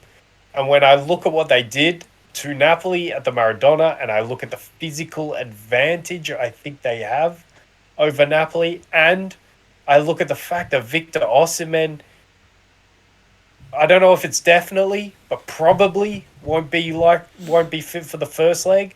Might not even be fit for the second leg because the way they were talking about it sort of got me worried. And the recent signs from Napoli in recent weeks, the fact that they've been allowed to take their foot off the gas in Serie A, we always ask the question, is that beneficial for them or does it hurt them? I don't know, we'll see. So that for all of those reasons combined, and for the fact that if it's Milan playing well against Napoli, which we didn't expect to see after recent months, but after what they were able to do and they were able to show us, but more importantly themselves, that they still are a really good team when they want to be. I think this quarterfinal has the potential. Honestly, this quarterfinal has the potential to maybe be the highest quality football out of all of the quarterfinals for me. Because I have a feeling City, Bayern might be stodgy. I think it might be really stodgy football to watch. So in terms of entertainment, watch this be a 1-0 over the two legs now.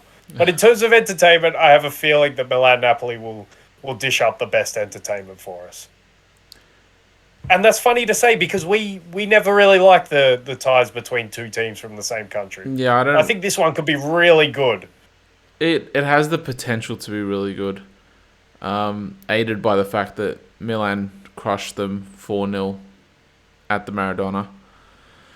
But like you alluded to, when it's country v country, then generally these games tend to err on the boring side. They're on the very cautious side. But I don't think Napoli are a cautious team. Yeah, I was going to say, I don't know if these teams know how to be cautious, and if they do, they don't do it particularly well if they ever do try to do it. I mean, Napoli have a stout defensive record, but that's not through sitting in and defending. That's through doing everything proactively, and I think it's the same. I know Milan had to change their ways in recent months, but I think they're definitely back on that 4-2-3-1. They've definitely found that they can at least do that on a one-off instance. I know they didn't back it up with a good result in the league. But yeah, in terms of the football, I agree that you can get it cautious. We might get it cautious because Napoli might be a bit scared of what happened, being punched in the mouth. Luckily for them, they're at the San Siro, I think, in the first leg. I actually think that's a big help, not only because you get the second leg at home, but because of what just happened at home to the same team. So, yeah, I don't know. I just got a good feeling about this one. I think these teams, when they play well, they play some of my more favourite football in Europe. I don't know if that's the right way to put it, but yeah, compared to what I think might happen between Bayern and City, I think I might be more excited for Milan Napoli. But I must say, I'm bitterly disappointed that we're not at least going to see Victor Osimhen in the first leg. Yeah, really disappointing. That's a tragic loss. I actually think that Real Madrid Chelsea is going to be the most exciting tie. I honestly think that has more potential than City Bayern as well. Yeah, because I just think the way that Real Madrid play, like seeing them against Liverpool, especially the first leg, I think that has potential there, and the fact that Chelsea can be so open as well. But yeah, shall we wrap it up on Bayern City? Yeah, we'll talk about the tie, the two-legged tie that now, without doubt, will be a 5-5 barnstormer over the two legs because I've definitely just shat on it a little bit by saying I expect it to be stodgy and a little bit dull. I can see it going that way. Yeah. Yeah, you can't you? Because of the managers in charge, really. And the way City are playing this season, it's not always great to watch. Bayern, they didn't look great to watch against Freiburg, but I respect that they had a better balance to themselves, which is probably what you need going in against City. I just think these two fixtures might have come too soon for Tuchel. I don't know if he can get in a master plan. I don't know if he hasn't had a proper analysis process with these players. So he doesn't know exactly what they can do. I know he has a really good idea, as we have really good ideas because we watch Bayern all season. But until you work with them day in, day out on the training pitch for a prolonged period of time, you can't see exactly what they do to the minute detail that you probably need to beat Manchester City and Pep Guardiola in the Champions League. So this one I can see being a huge tactical battle. Yeah, but I just I don't know. Maybe Bayern can give us excitement because they're so fragile at the back. City aren't exactly dominant at the back, but they're pretty good at the back. Yeah, I don't know. I think it will be City ultimately over the two legs. Am I going to Am I going to enjoy watching how they got there? Maybe not, but let's hope so because there's definitely enough quality on the pitch for it to be a very entertaining tie. So if circumstances go the right way, or if these managers somehow give their players the mindset to be a bit freer, then we could see something really good. But I don't know. I'm not quite holding my breath for that, given I think the perceived stakes on this quarterfinal, because I think whoever comes out of this probably will be favourites against Real Madrid. Would you think? It'll be a toss up. Be a bit of a toss up, but Yeah. I trust the battle heartedness of whoever comes out of this Actually, tie. I think if Bayern come out of this, I think Real Madrid are the favourites. If Real Madrid come out of their fixture as well. But if City come out of it, I think they're the favourites against Real Madrid. Yeah, it will be a toss up. This side of the draw is definitely a gauntlet to get through to the final. So I don't know. How do you see City and Bayern? Is there any key matchups we need to address? Is there key matchup of the managers? Maybe what do we need to be looking for? See, the one thing I'm sort of looking over in my head is, do you remember the second leg against Leipzig where City just turned the screw and would not allow Leipzig to play out from the back? I don't think that happens again because Bayern are a lot better at playing out from the back. So, do City then play a little bit deeper? How much of the ball do they concede against Bayern? Where's the first leg? It's at City. Ooh, yeah, that's a decision. That's an interesting decision for Pep. I think he will press again at home, because the one thing I'll say, I think Bayern are better, definitely with the fullback areas in playing out. I don't quite trust them in the centre back areas, that's for sure. Don't know if I quite trust him in goal. Jan Sommer made a terrible mistake against PSG. It could have been. So I think City will press, but one thing I will say, I'll be shocked if Bayern are as naive as Leipzig to keep trying to play that way if it doesn't work against City. I think. Who do you think has the better midfield? I definitely think that Bayern have the better midfield. So Goretzka, Musiala, and Kimmich. I don't know because they're different midfields as well. It's very similar. When I'm thinking who has the better midfield, I'm thinking of John Stones being in City's midfield, and that makes me say Bayern have the better midfield. But I guess he's a supplementary piece because on the formation sheet, the midfield will be Gundogan, De Bruyne, and Rodri, yeah. which those three together is definitely a rival and a match for Bayern. But I'll be interested to see. I'm praying to God if Tuchel is worth his salt and Pep is bringing John Stones into the midfield, please, for the love of God, trap it. Please, can we see that trapped and that pressed on? And I think Bayern have good players to press on that as well. So Bayern's physicality could cause problems in the press.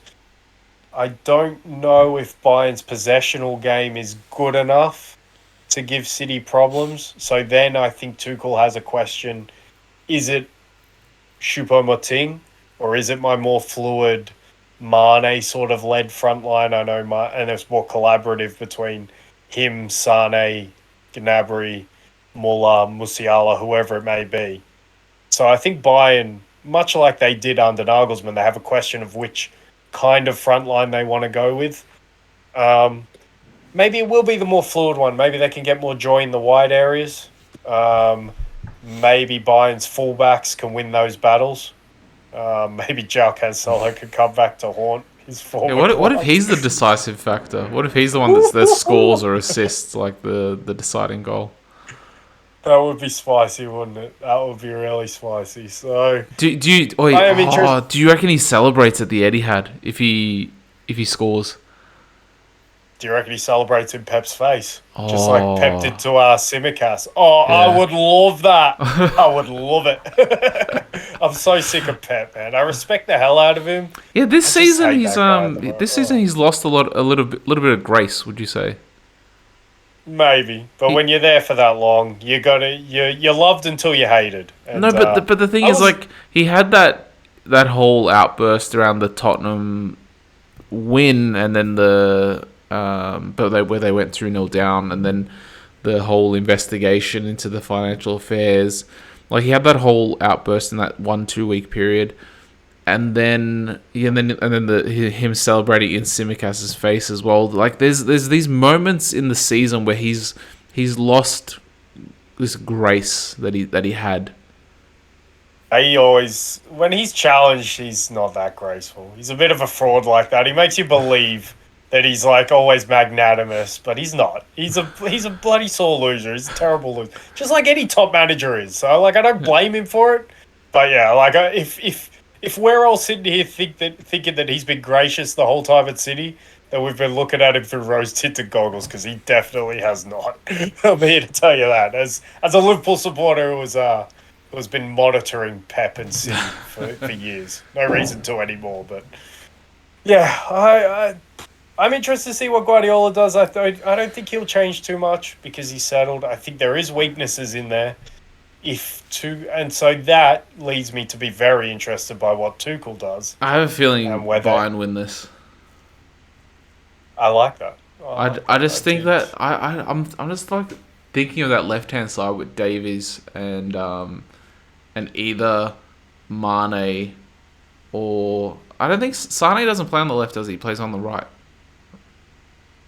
Yeah. No, he does play. Right. He does play on the left because Coman sometimes plays. But regardless of who plays in front of Davies, like any combination of Davies and Coman or Davies and Sane or Davies and Mane, like any of those or Nabry, any of those, I think it's too much trouble for that right hand side because Walker is getting older. He's still good, but like I'd pick Davies over Walker to be honest. Like out of that matchup. Well, if City keep doing what they're doing, then they won't be coming up against Walker. They'll be coming up against Akanji on that right hand side because what There you City go. do a lot is obviously Stones comes into midfield.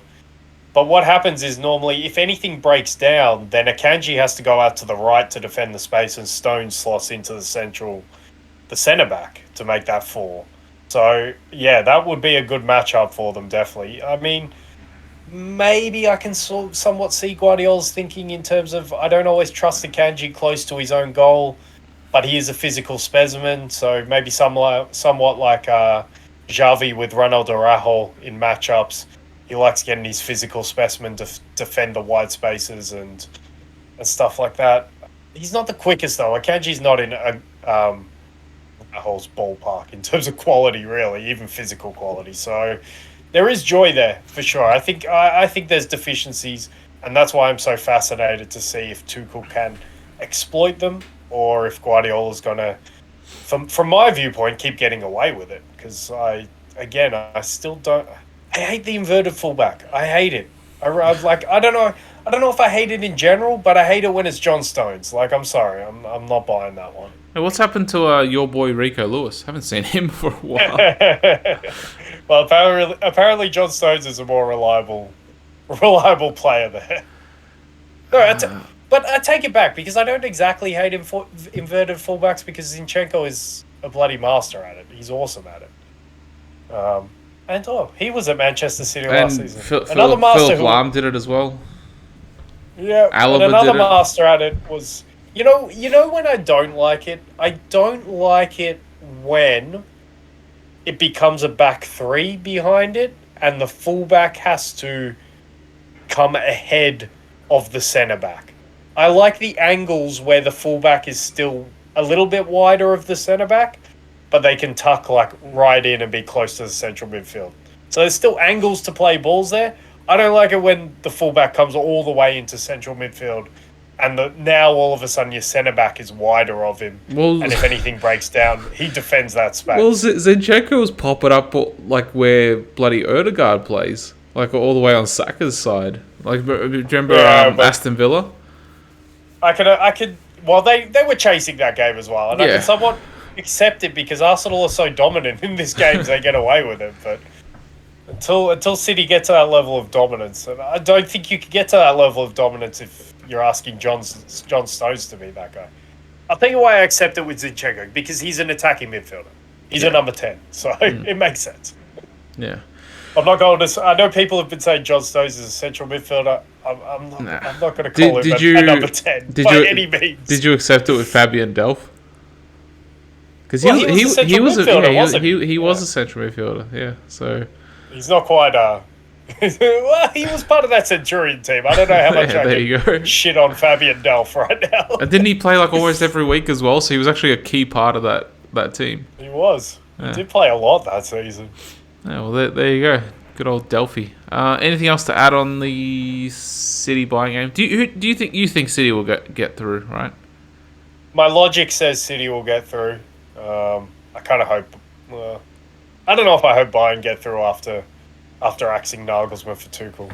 Might be a bit calmer. Yeah. See, I'm in a difficult position. Like, if City get through, it means more games for them. It means more focus on the Champions League for them. Hopefully, less focus on the league. But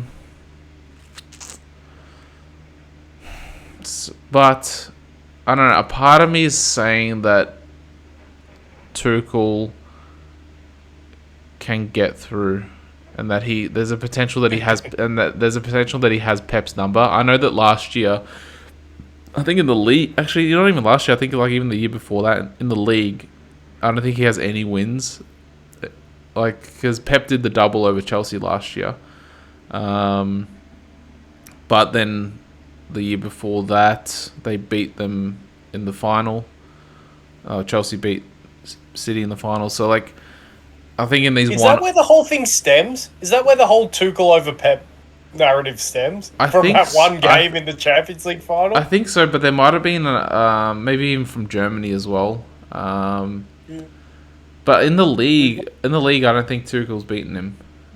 Yeah, we might be over exaggerating this whole. Well, I'm not saying he might in like cup competitions. No, I think it's fair to say we feel Tuchel has a better chance than Nagelsmann. Yeah, but I think it's unfair to say that Tuchel has any advantage over Pep, because let's face facts here. Pep lost that Champions League final. So I don't know if it was Tuchel having one over Pep. Maybe he was because he didn't overthink it. But I know it's such a cliche, but Pep absolutely overthought that Champions League outplayed final. himself. He outplayed himself. I don't know what he was doing. Yeah.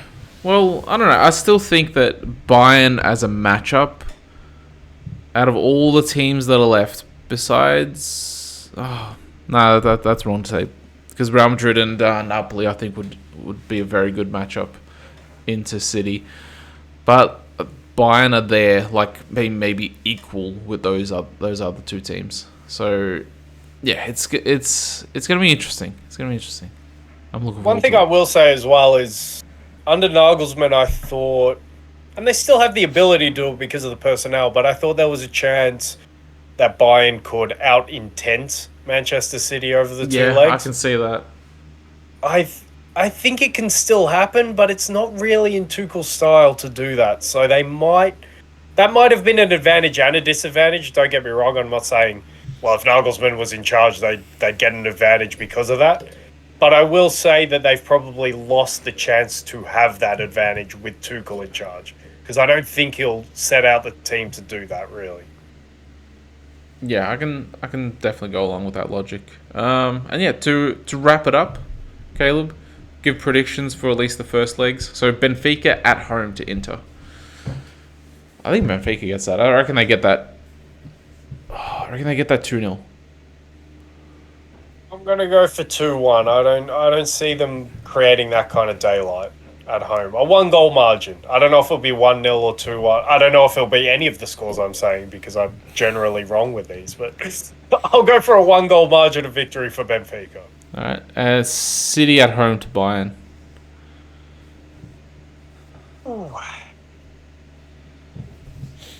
Again, I'll go a 1-goal margin of victory for City.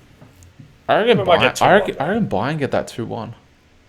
Bayern win at the Etihad. I reckon they can win at the Etihad. I reckon they can show a blueprint for Arteta. That's what you hope. Because I'm just sort of going off track a little bit. I'm just trying to think of the personnel, Arsenal and Bayern. Do you think the personnel are actually pretty similar? Like we have Martinelli and Saka, so it's probably a similar sort of style of personnel to like a Sane and a Coman or a Gnabry, like a quick and tricky winger through the middle, and then a fluid front three actually. Through the middle we have either Trossard or Jesus. So like the front three for Bayern / depending on whether they go for Choupo-Moting or Mane as the number 9, but the front three is similar. The midfield, I'd probably in that Xhaka position. I'd give the midfield over to Bayern, just like you said. Only that position. Yeah, I like Partey better than Kimmich for that role. Yep. I know Kimmich's a fantastic footballer, but I like Partey's presence in there. Yeah. I go Arsenal's back four, even though Bayern's fullbacks are probably better in both positions, but not by much because Zinchenko's been awesome this season. Ben White's different style of fullback. Yeah, definitely on both sides as well. On the right hand side, I wouldn't really say so. It depends who's playing on the right. If it's Pavard, then maybe not. But if it's Cancelo, a little bit different. Yeah, if it's Cancelo, it's different. But the left-hand side is definitely different.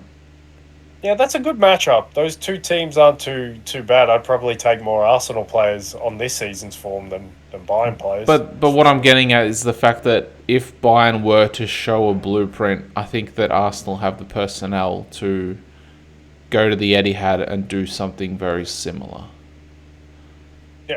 That's a good point. Yeah, so Bayern 2-1 for me. Real Madrid hosting Chelsea. I'll go 3-1 Real. I was going to go 3-0, but the fact that what you mentioned, Real Madrid aren't really that solid at the back. They do concede goals. They want to just. It seems like they don't care how many they concede, as long as they can score more. So they're sort of just saying, okay, if you score 1, we'll score 2. I can see a 3-1. I'm going to go for that as... Oh, no, you know what? I'm going to go for a more outrageous result. I'm going for a 4-1. I'm going for a 4-1. Keeping that 3-goal margin. Yeah, I'm going for a 4-1. Napoli going to the San Siro.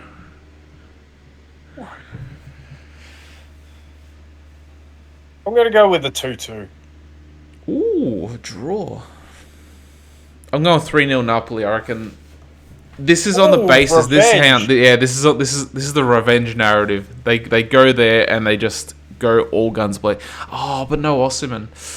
I could go with 3-0 if Victor was there, but no Vic.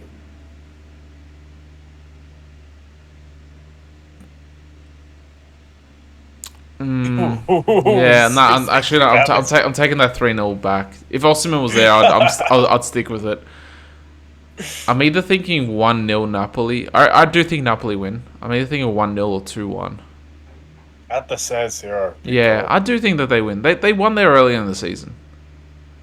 Oh, I can't wait, man. Champions League's back. Quarterfinals. Here we go. Yeah, I can't decide between. I think it's going to be a 1-goal difference, either 1-0 or 2-1 for Napoli. Yeah, I think that's fair. Victor Osimhen is worth 2 goals. Yeah, and a clean sheet. No, probably because maybe he gives them enough of a headache that like they are even 5% more defensive, just so that they can't push as far forward. That's why these guys are the most sought after players. Those guys who can worry an opposition without kicking a ball, because they change tactics, they change complete game plans, and also he's very good from his own set pieces and getting his head on things, and he's good in the press. So yeah, Victor Osimhen love. He's injured, but we'll give him some love anyway. Yeah, give him some love. Well, let's hope that the results go those ways that we predicted. Maybe we should put some money on it. But to anyone listening, this isn't financial advice. No way. But you were going to say? I'm just hoping that it's Champions League quality, Champions League quarterfinal quality football. I think with these teams, like I said, 3.5 matches of I'm really excited for this, like, because it's getting to that business end of the season. Those Club Bruges are knocked out. And you get like the actual. Too far anyway. Yeah, you get like the actual top teams like at the quarterfinals. Atletico should be kicking themselves. They could be at this stage. Yeah, they could be where Club Bruges were. I think they would have beaten Benfica if they're playing this well as well. I think that I'd say they would have as well. And then I'd say that they would have that they could beat Inter as well. They'd be favourites against Inter, yeah, for sure. So they could have been potential semi-finalists, favourites potentially finalists, because you would have said Atletico would have been favourites on that side of the bracket, but it's all ifs and buts because they were shit before the World Cup. Yeah, finished bottom of that group. But similar to Leverkusen as well, they were shit before the World Cup too. They were, but at least they finished third in the group, so they're still in the Europa League. Yeah, they get a chance of winning something. So. Yeah. But yeah, and obviously that's what else is happening midweek as well. We'll talk about them if they're interesting. Yeah, if there's any interesting games, we'll review them at least from the Europa League. But Caleb, it's been a pleasure. To all our listeners as well. Hopefully that you enjoyed the show, and make sure you like, subscribe, and all that good shit. And thanks for coming, and bye for now.